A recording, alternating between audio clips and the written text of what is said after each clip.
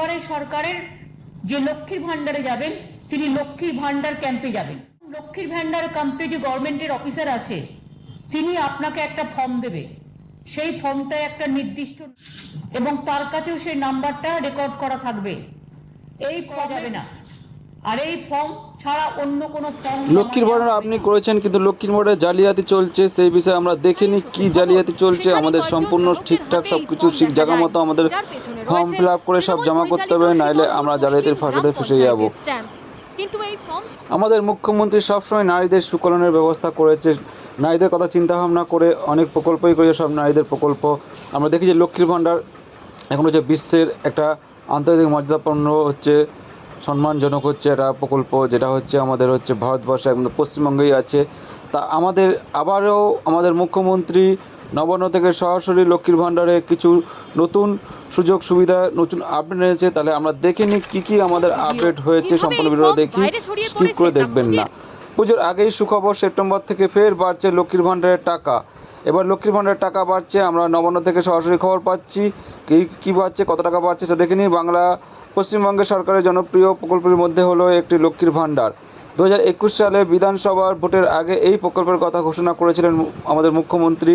Vote মিটতেই প্রতিশ্রুতি পূরণ করেছেন এবং হচ্ছে সেইভাবে আমাদের সে চালু করেছে এবং সবাই পাচ্ছে লক্ষ্মীর ভান্ডার প্রকল্প।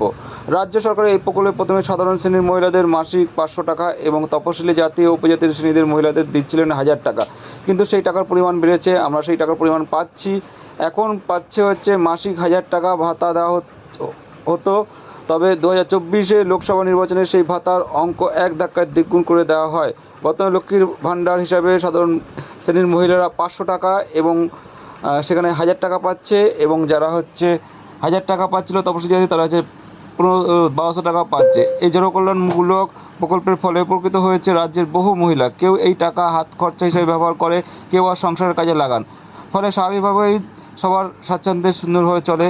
তা সরকারি সূত্রে খবর, বর্তমানে পশ্চিমবঙ্গের প্রায় 2,11,00,000 মহিলা লক্ষ্মীর ভান্ডার প্রকল্পের সুবিধা পাচ্ছেন। লোকসভা নির্বাচনের ঠিক মুখে গত 1 এপ্রিল এই গভর্নমেন্ট স্কিমের ভাতা বাড়িয়েছে পশ্চিমবঙ্গ সরকার। এখন কানাঘুষো শোনা যাচ্ছে যে লোকসভা ভোট যাওয়ার পরে আবার টাকার অঙ্ক বাড়তে পারে, কিন্তু টাকার অঙ্ক কতটা পরিমাণে বাড়বে সে বিষয়ে এখনও কেউ জানে না। তাহলে আমরা দেখিনি, জল্পনা শোনা যাচ্ছে যে আগামী দিন রাজ্য সরকার এই প্রকল্পের লক্ষ্মীর ভান্ডারের ভাতা ফের বাড়ানো হতে পারে। 1000 টাকা 1200 টাকা থেকে বাড়িয়ে করবেন হচ্ছে পরবর্তীতে তা 1500 টাকা বা 2000 টাকা করা হতে পারে। এই বিষয় এখনও আনুষ্ঠানিকভাবে ঘোষণা করা হলেও সেটা এখনও আমাদের হচ্ছে এই বিষয়ে আনুষ্ঠানিক ঘোষণা করা হলেও সুখবরের অপেক্ষায় রয়েছেন সকলের তরফ থেকে কবে এই বিষয়ে টাকা দেওয়া হবে সেটা যায় না, কিন্তু আমরা ফর্ম ফিল আপ করলে দেখে শুনে করবো। কেননা যেইভাবে জালিয়াতি চলছে সেই জালিয়াতি থেকে সাবধান হয়ে আপনার লক্ষ্মীর ভান্ডার যেন সুরক্ষিত থাকে, যেন কোনো জালিয়াতির ফাঁসাতে না পড়েন। আপনি দুয়ারে সরকার যখন হবে তখনই আপনার ফর্মটা ফিল আপ করে ঠিক জায়গা মতো ফর্মটা জমা করবেন, নাইলে আপনার হয়তো যেই অ্যামাউন্টে টাকাটা পাচ্ছেন সেটাও বন্ধ হয়ে যেতে পারে। সকলকে ভিডিও দেখার জন্য অসংখ্য ধন্যবাদ। স্থানীয় সূত্রে খবর, সেখানে কয়েকজন গ্রাহকের হাতে এই ফর্ম দেখা যায়।